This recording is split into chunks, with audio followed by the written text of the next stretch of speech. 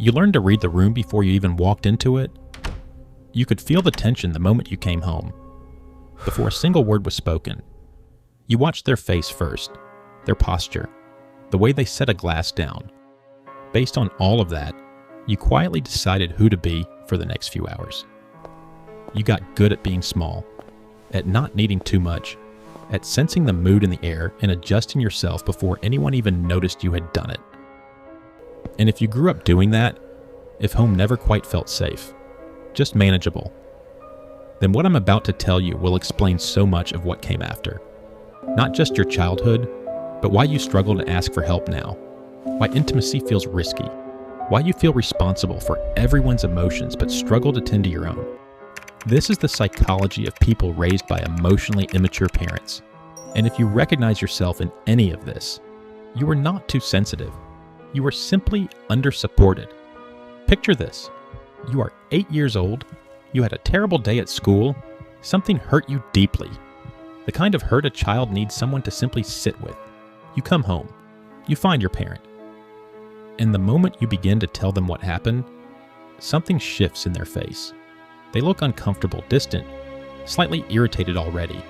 They say something like, "You're too sensitive," or "Other kids have real problems," or they change the subject entirely, like steering toward themselves or something that feels easier for them to hold.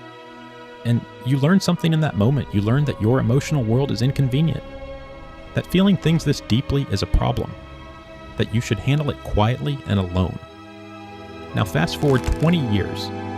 Someone asks how you're doing and you say fine, even when you are falling apart, because somewhere inside, you still believe your pain is inconvenient to others.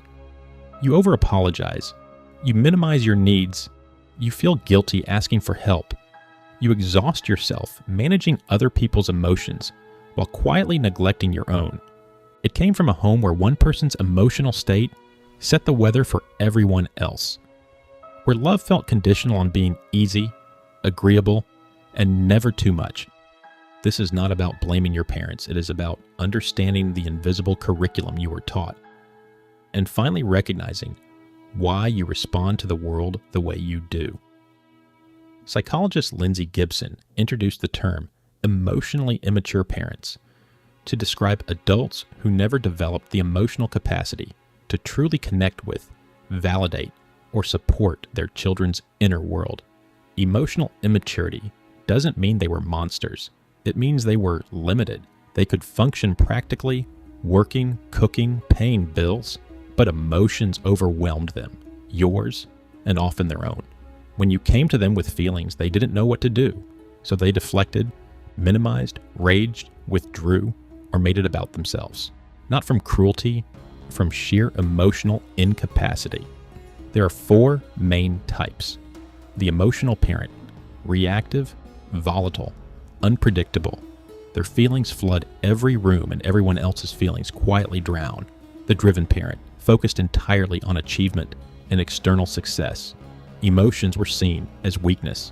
Affection was earned through performance, never simply given because you existed. The passive parent, conflict avoidant, checked out, never truly intervening, physically present, but emotionally absent, like a door that looked solid but gave way the moment you leaned on it. And the rejecting parent, dismissive of closeness, irritated by need, emotionally cold. Their message, spoken or unspoken, was that your emotional needs were a burden they had never signed up for. Most people didn't have one pure type.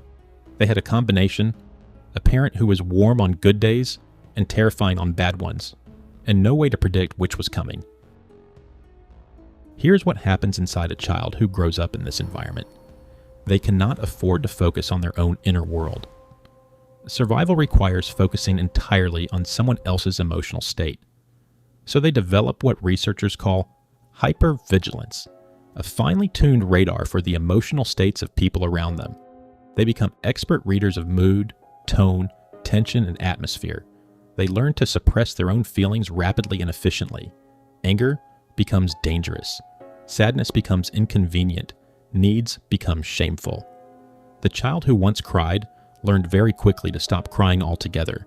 They develop what is sometimes called the role self, a performed version of who they are, carefully calibrated to keep the parent regulated and the household safe from emotional eruption. This performed self becomes so practiced, so automatic, that eventually the child loses touch with who they actually are underneath it all. What do I genuinely feel? What do I actually need?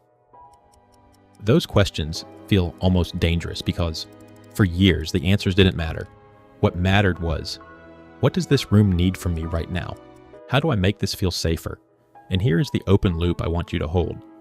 We are coming back to this. Children of emotionally immature parents often become the most emotionally intelligent adults in any room. Remember that. But that intelligence comes at a cost. It was built not from curiosity or joy, but from the urgent need to survive an emotionally unpredictable home. That distinction matters enormously. As adults, these children carry patterns that made complete sense in childhood, but quietly sabotage nearly everything they try to build, in relationships, in work, and in the way they love. They struggle to identify what they feel. They struggle to ask for what they need. And they often attract relationships that feel familiar, which means relationships that recreate the original, painful dynamic. You see it in the adult who becomes the emotional caretaker in every relationship, always sensing what the other person needs, always adjusting, always managing, and rarely asking for anything in return. They believe, on some unconscious level, that love is something you perform, that it must be earned continuously, that if you stop being useful or easy, it will simply disappear. You see it in the person who freezes when someone asks what they want for dinner.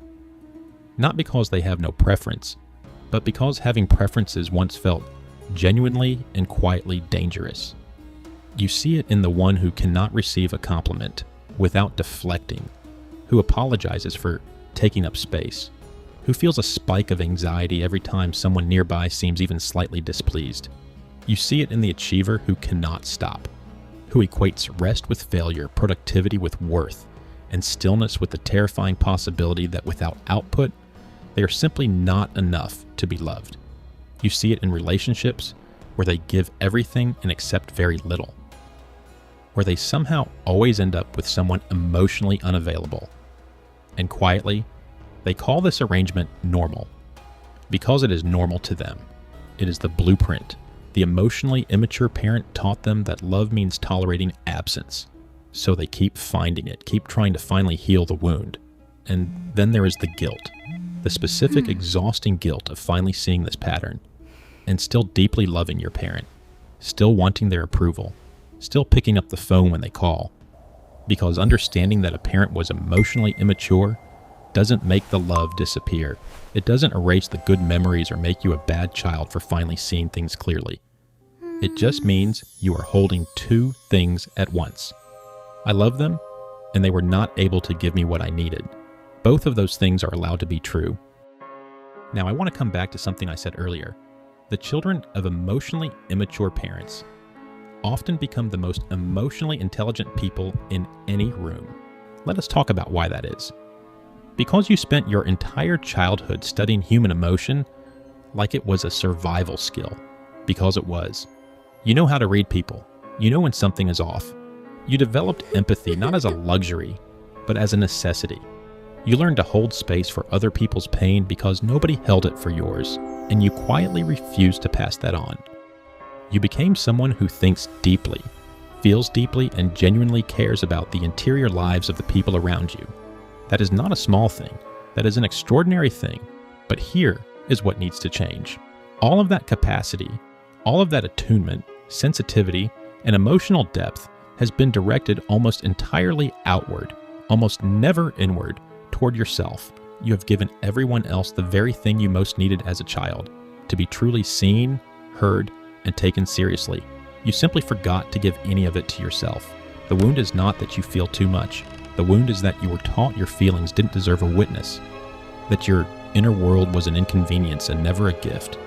And that is not the truth. That was the limitation of one or two people who were never given the tools to do better. Their emotional ceiling is not your ceiling. So what does healing actually look like? It begins with something deceptively simple, learning to turn the same careful attention you give everyone else inward, toward your own feelings and needs. It means practicing the sentence, I feel this, not I shouldn't feel this, not someone has it worse. Just, I feel this, and what I feel is allowed to matter. It means finding relationships, therapeutic, platonic, romantic, where you are allowed to have needs, where your emotional world is welcomed rather than managed, minimized, or redirected back towards someone else's comfort. It means understanding that you are not responsible for regulating other people's emotions the way you once had to regulate your parents. That job was never yours. You are allowed to put it down. The hypervigilance, the people-pleasing, the compulsive giving, the inability to rest. These were not weaknesses. They were the most intelligent responses available to a child in an impossible emotional situation. But you are not that child anymore. And the most important, most radical, most healing thing you can do now is to finally become a warm and patient parent to yourself.